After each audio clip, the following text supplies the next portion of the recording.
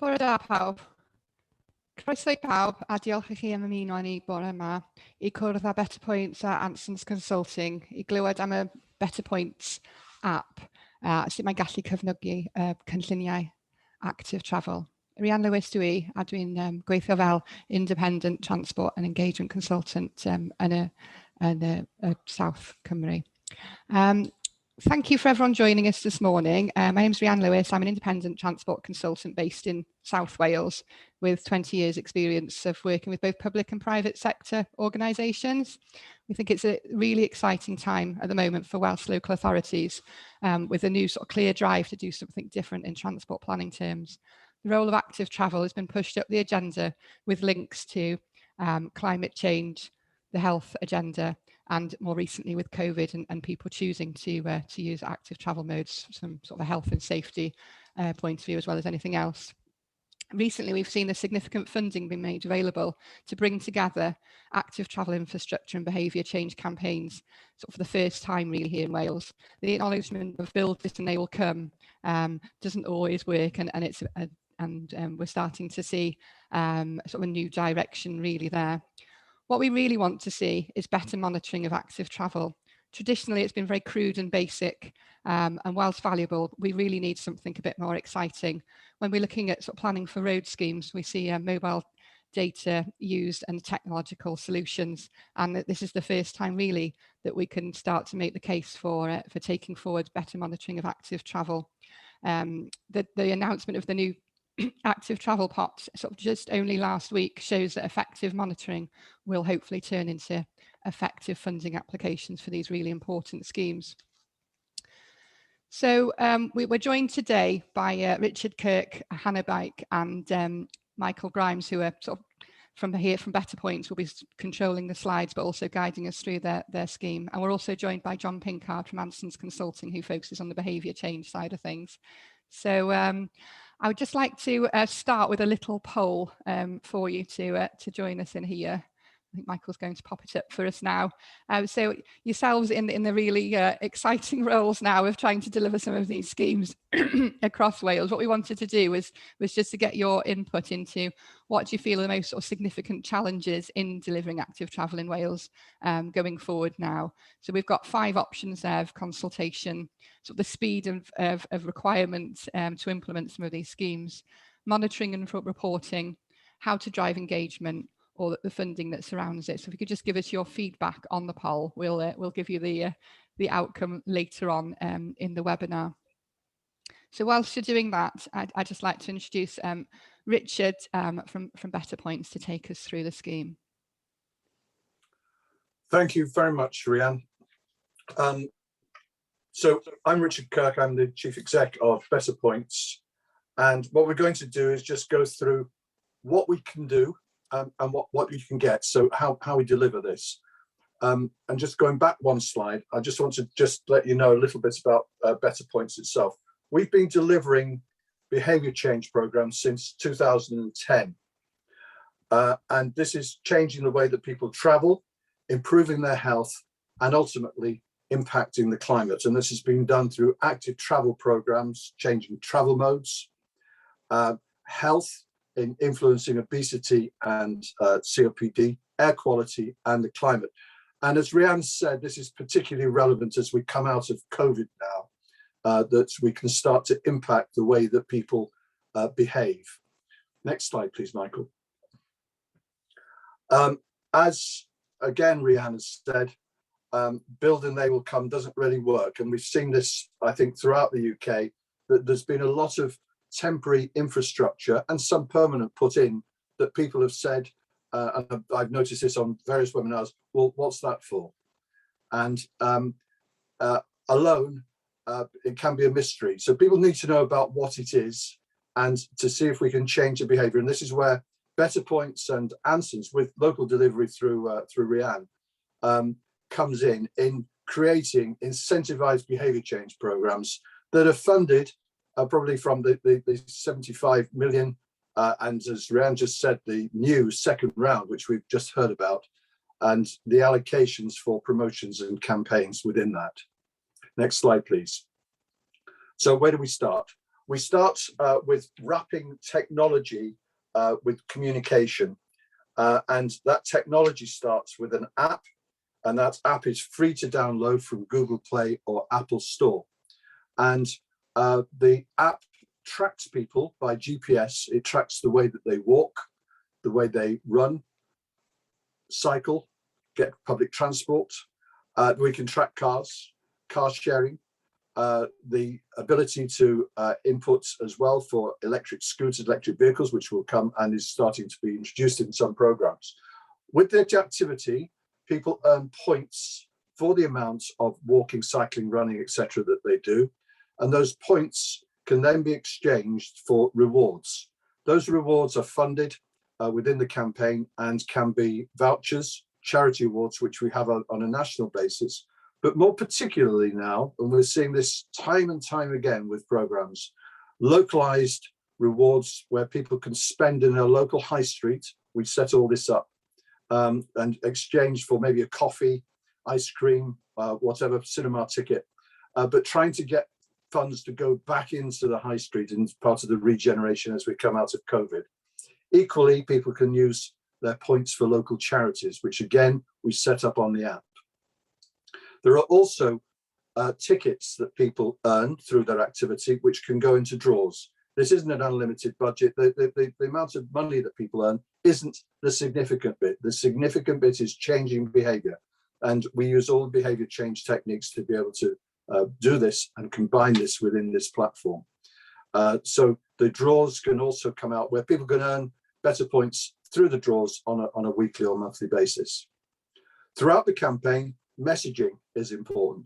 We pre-program this messaging, but we also introduce messaging for real-time events where people have reached the benchmark of walking, maybe so many hours or so much distance, and also to where they're geofenced, we can send messages during that geofenced area. I'll come back onto that in a minute.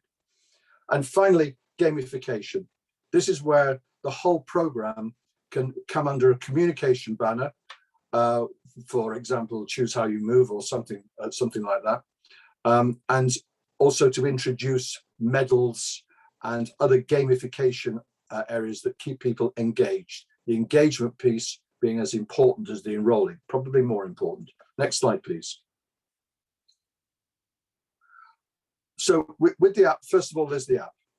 We then build this to your requirements. So this is all set up with activities and rewards. The zones for activities can be set, so people can earn points within a certain zoned area, or they can earn them everywhere, but if the focus is on particular areas, it can be zoned. And equally, rewards can be zoned. Rewards can also be highlighted through certain times, and we qualify all that right at the beginning with all the engagement criteria. That just gives you a brief overview. So we build to local requirements. And then, next slide, please. And then we produce data. Now this data, there's a dedicated data dashboard where each of our clients can monitor, learn, and iterate quickly. So we combine masses of user-generated data, that's waypoints, transport modes, speed, time, duration, eligibility, and rewards, with the registration information such as age, gender, postcodes, and survey results. Generate anonymized graphs, charts, and heat maps for analysis, reporting, and modeling. Just a few of those on the next slides, Michael, please. So here you can see transport modes, CO2, the amount of CO2 from cycling and walking that's been avoided, and the demographics by sex and by age of the people participating. Down at the bottom right-hand corner, this is a new feature where we can also include electric vehicles and electric scooter use. Again, going to be very dominant as we progress now through to mass transport. Next slide, please. Heat maps showing time, location, distance, speed.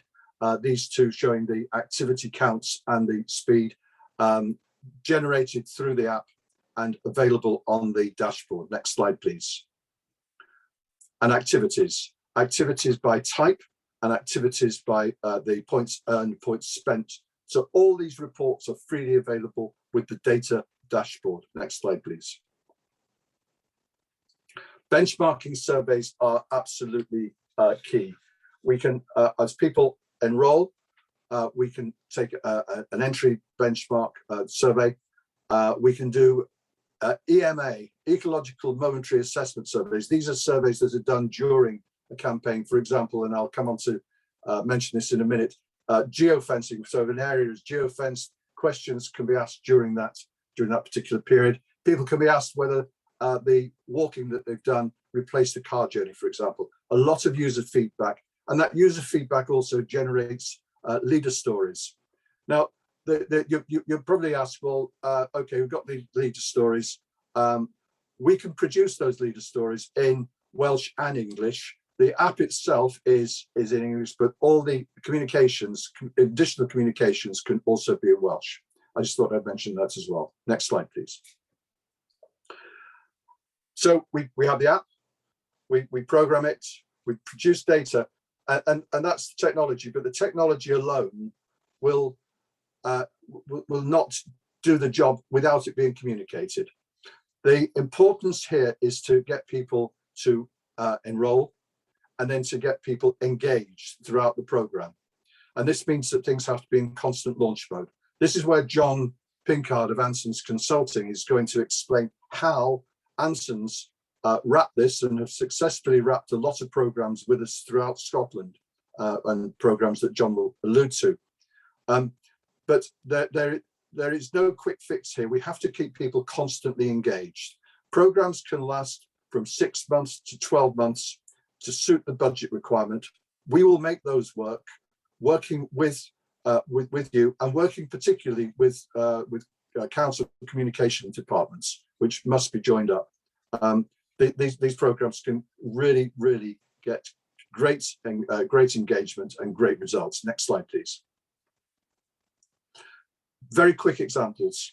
In Leicestershire, I mentioned geofencing. This was when the pop-up lanes were the Active Travel Fund in England was introduced, and the pop-up lanes came along. So these were geofenced to encourage people to use them, and this all came back through the data dashboard, and encouraged people during the time that they're in there to send messages to encourage them to use those paths and to find out what it is supplemented. So it was making the infrastructure work. Next slide, please. This is Active Travel in East Renfrewshire, which John will explain a little later, funded by Scotland's Smarter Choices, Smarter Places. Once again, you can see the data that's being produced there from a baseline. I'm not going to say too much about this one because John will expand upon it. Next slide, please. And University of Warwick Transport for West Midlands under the Future Transport Zone projects. This is a lovely project because it highlights the use of zoning, and particularly has introduced things, as you see in the corner there, of electric scooters, where people can monitor the use and are encouraged to use electric scooters, and also car clubs. So it's broadening out the active travel, but moving it away from use of cars. So improving the way that we travel and improving the planet. Next slide, please. This is a unique partnership. BetterPoints with the technology, Ansons wrapping it with experience in transport consultancy and communications, and of course with local delivery through Rhian. So it gives me great pleasure to say thank you and to introduce John Pinkard from Ansons Consulting. Thank you. Thanks very much, Richard, and good morning to everyone. Ansons Consulting is in its 10th year this year. I've been working in this field for around over 20 years, and the focus of my work over that period has been on understanding and influencing travel behaviour. Our role in BetterPoints projects, in a nutshell, is to make people aware of the BetterPoints app and to encourage them to download and use it. But importantly, to frame the project or the program around your policy objectives as tightly as we can, so that we're communicating the kind of messages that resonate with the sorts of policy objectives you have. Next slide, please. I'm not going to do a deep dive into the theory behind our work, but this is one of the models we use quite often. It's called the Combi model of behaviour change. Com stands for capability, opportunity, and motivation. And those three ingredients working together create the ideal opportunity and the ideal conditions for behaviour change. The bullseye picture on the right, I won't go into the detail of, but to look at the three ingredients that I've just mentioned, opportunity is fundamental, and that's what infrastructure is primarily about. It's about creating opportunities for people to travel differently, and in this case, actively and/or sustainably. We don't do infrastructure provision, but we can signpost infrastructure, whether it's underutilized existing infrastructure or new infrastructure that's just been put in. And we can help people access and use it and to encourage greater use. So without that opportunity, it's not possible to influence behaviour. If there's no bus service, you can't encourage people to get on the bus, or at least that they won't be able to. Capability is about people's ability, physical or psychological, to use the infrastructure that's there. And that's where things like cycle skills training might come in, for instance, where people haven't been on a bike for years or perhaps have never learnt how to ride a bike. And they need that capability before they're able to use the infrastructure and the opportunity that exists. It can also be about the legibility of the bus network or the public transport network more broadly. It's surprising how many people in focus groups that I've run over the years tell me that they don't use buses because they don't know whether it's exact change that you need to provide the driver with.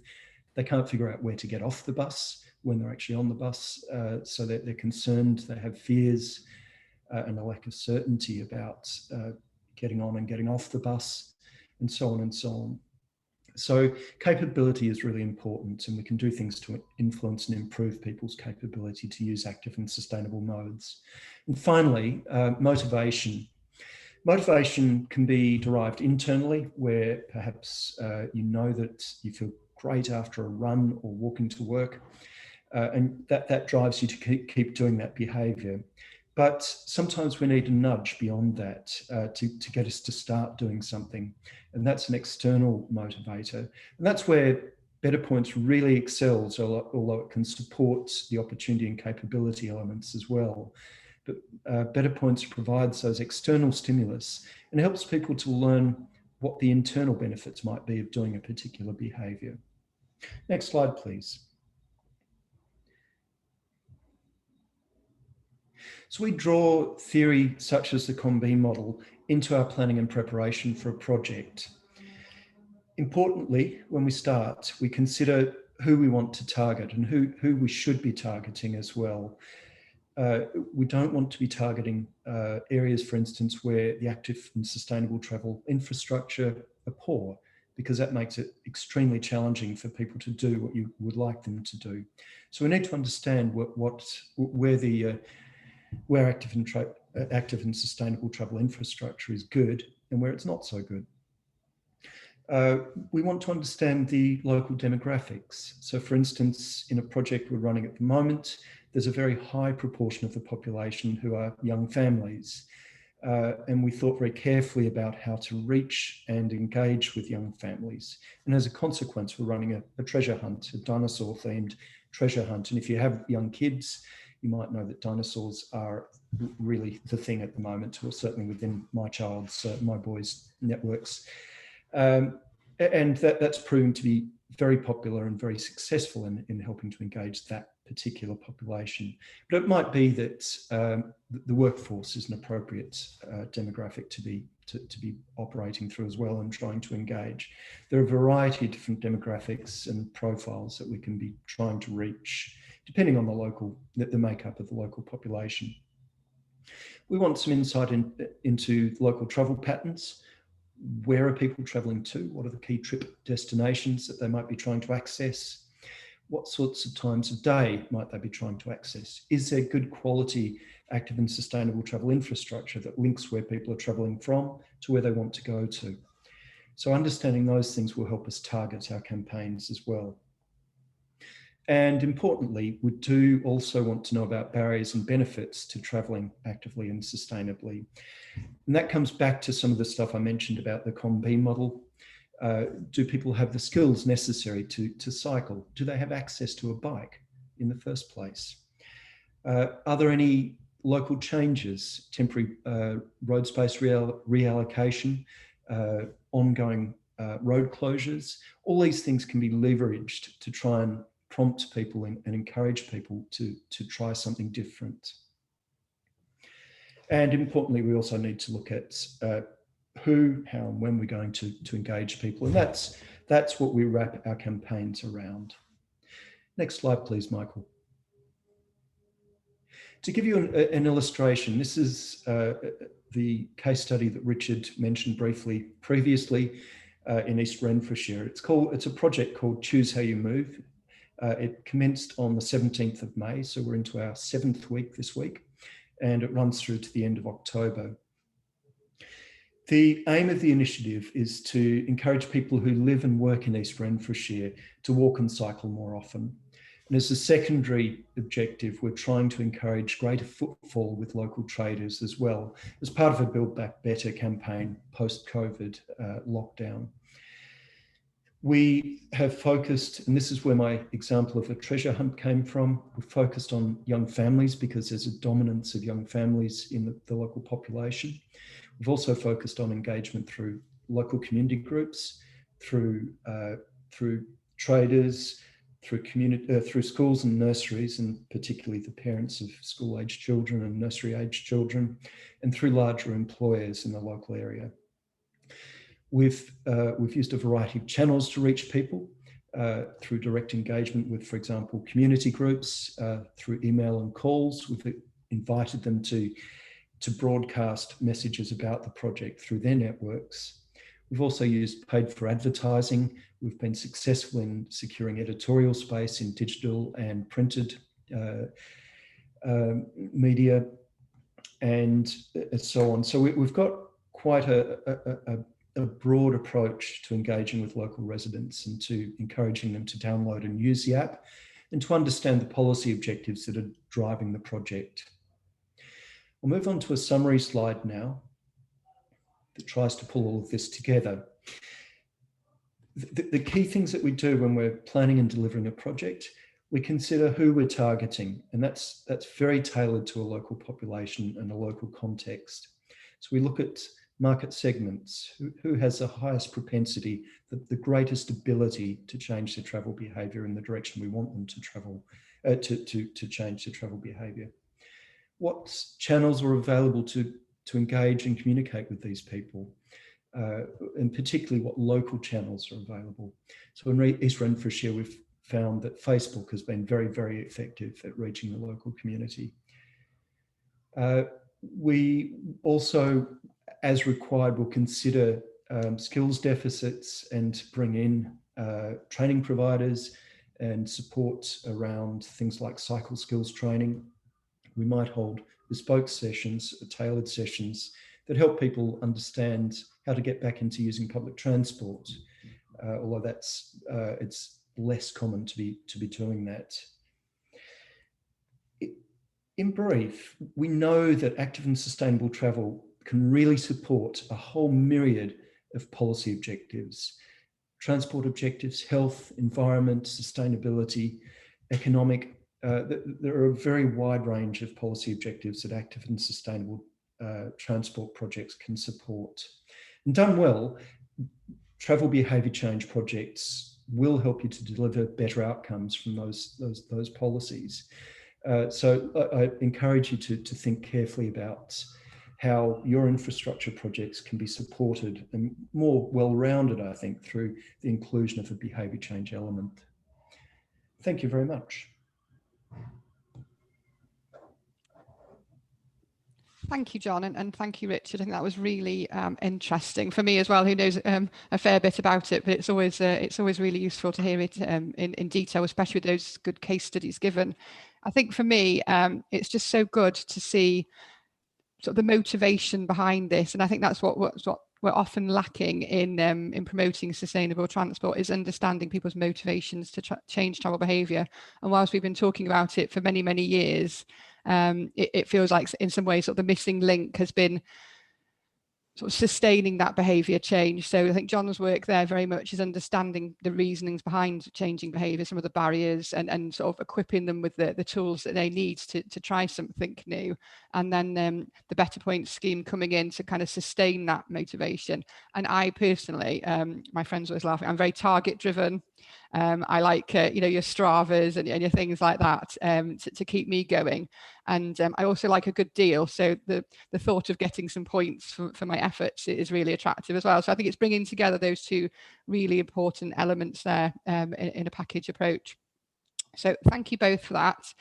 Michael's been busy behind the scenes there with the poll from earlier, and which has revealed that the sort of the biggest obstacle and challenge to delivering these schemes is the time and speed in which they need delivering. So thank you for your feedback on that. And for those of you who've recently joined, we just run a quick poll to understand what sort of the main challenges were on delivering active travel schemes. So we have now got a session on question and answers for you to put to the panelists. If you look on the bottom of your screen, you'll see that Q&A button. So if you click on there, if you've got any questions, and in that function there, you can post any questions. And I think what we're intending to do is I will read them out and invite one of the panelists to come in and answer them as appropriate. And at the same time, we're going to be running a second poll, just in terms of your interest in sort of a further conversation about the schemes and opportunities that you've heard this morning. So on the basis of what you've heard, would you welcome a follow-up conversations with BetterPoints and Ansons Consulting? That's just to try and gauge sort of where you're coming at in terms of your local authority or your role, perhaps within another agency. Would you like to hear more about it? And we just want to be as helpful as possible, really, and to make sort of good contacts in Wales. So I'll just keep an eye out here. So we have one come in. Thank you, Glyn. Is there a specific size of settlement or area that this scheme works better at? So I think, Richard, it's more of a technical question there around the BetterPoints app. If you could come in and give an answer, please. Yes, certainly. I think that I'm hesitating because I've got a number of answers. The size of area, I gave an example in there of Warwick. Warwick is the university area and is very contained. It depends what the objectives are of the programme, because with Warwick, with the university area, we can get very specific results on that particular demographic. On other programmes where we're just encouraging people to get out of their cars and to get into active travel, the area can be much bigger.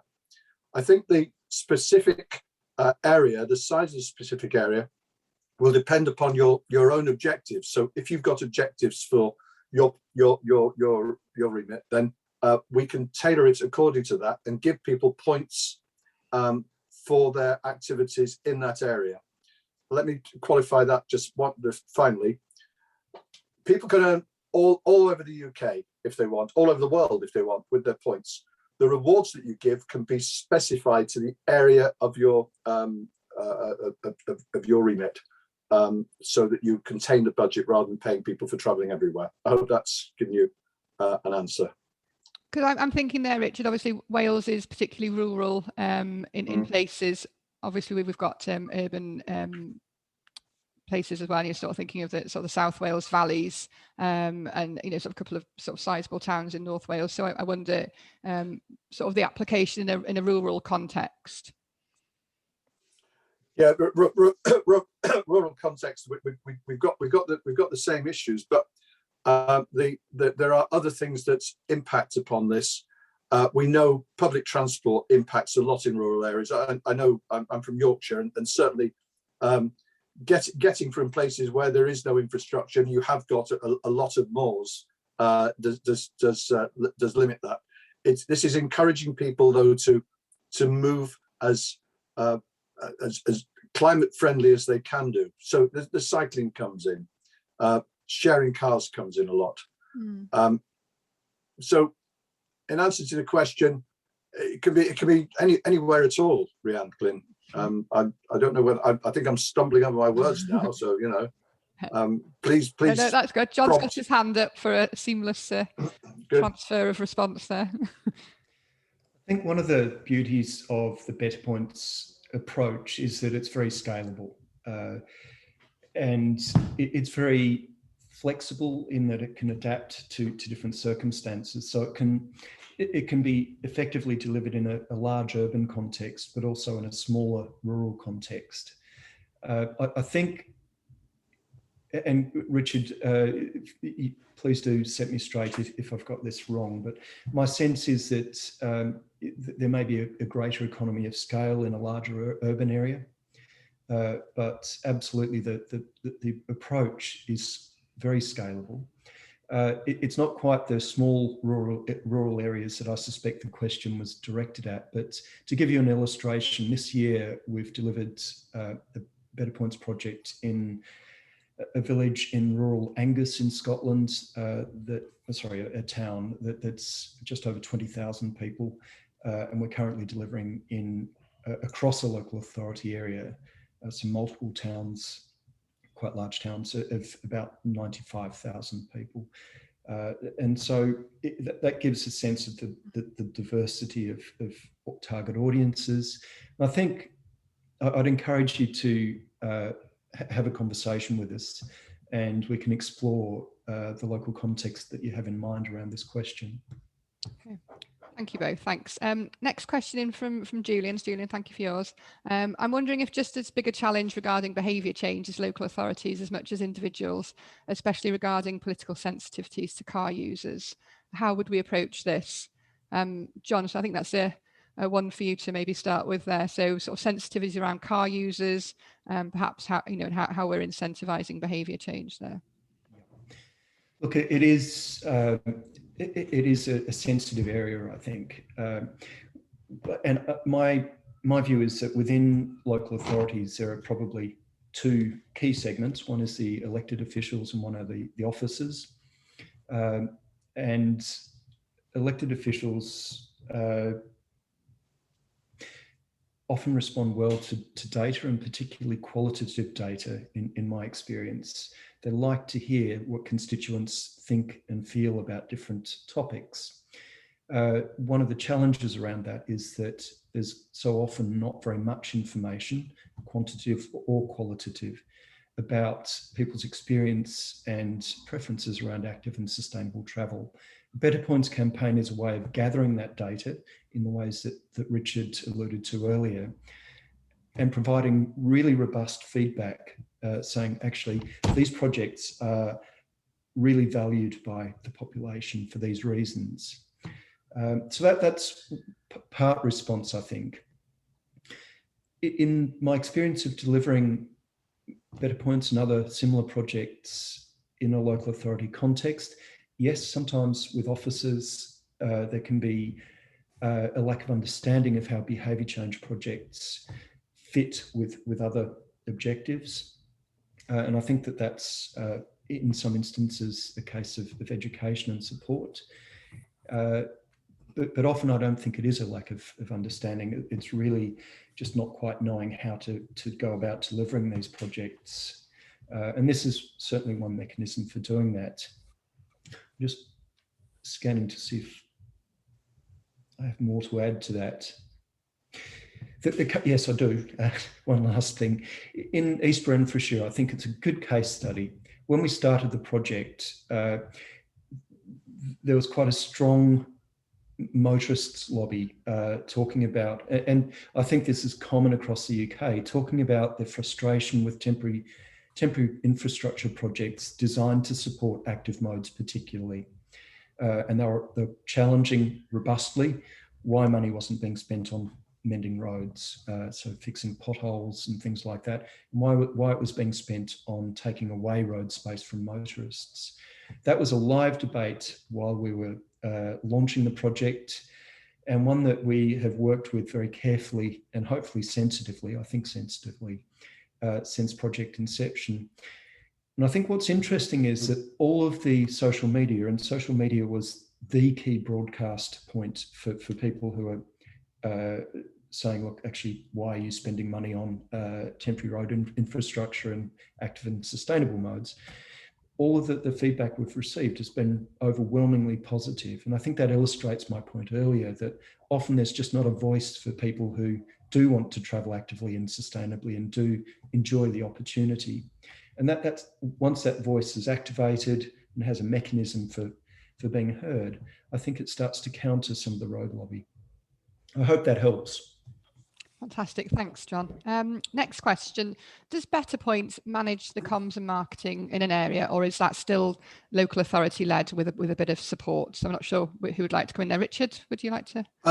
I can answer this, but I know somebody who can answer it even better, and that is Hannah Bick, who is our National Programme Account Manager, who actually does all this. So Hannah, over to you for this one. Hi, good morning, everyone. Sorry, I've been hiding without my camera on. So, Glyn, in answer to your question, working alongside Ansons, there's very much of a joined up approach on this. We will use either internal or external designers to design a lot of the collateral. So that's including kind of your posters, your social media posts. In terms of comms and marketing, via the app, we discuss your requirements with the local authority or whoever our clients are. We embed the messaging and the content into the app onto a specific domain, which is created solely for your particular project. And if we're working alongside Ansons, like we do in Scotland, we will facilitate a marketing campaign and a delivery across the entire project piece. So we do a lot of the work in the background there. We do still rely on the local authorities or our clients to help promote through their own channels. Often you will be better known in your area for local social media delivery specifically, and John's touched on kind of Facebook being one of the key delivery points through social media, and what that allows kind of residents and potential users to have is that sense of the local authority are backing it. It's not just an external company coming in and trying to kind of change behaviour. So it's a bit of a group and a combined approach for marketing and comms, I would say. Sorry, John, would you like to come in there? Sure. Glenn, thanks for your question. I think Hannah's summed it up nicely, but I wanted to just illustrate that with a couple of examples as well from our perspective. Local authority comms teams have varying degrees of busyness and interest in these programs in a really pragmatic sense. Our ideal is, as Hannah said, that we tap into their expertise and their local network.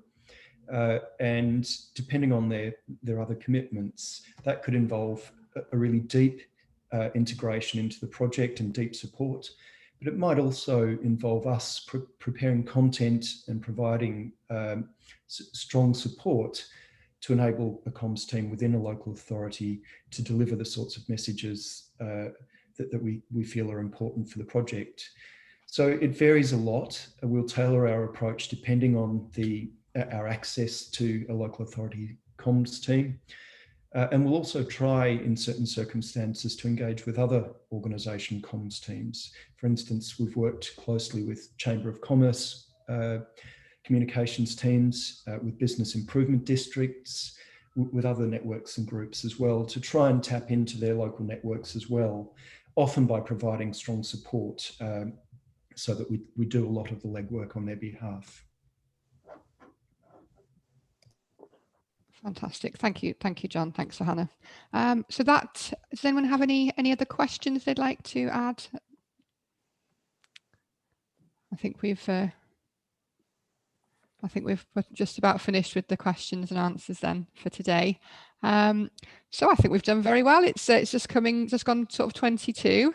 So I think the only thing left to say is thank you very much to you for attending today and for listening to our presentations. And thank you very much to our panelists, Sir John and Richard and Hannah, and thanks to Michael in the background for a smooth delivery. It's always a challenge with these things.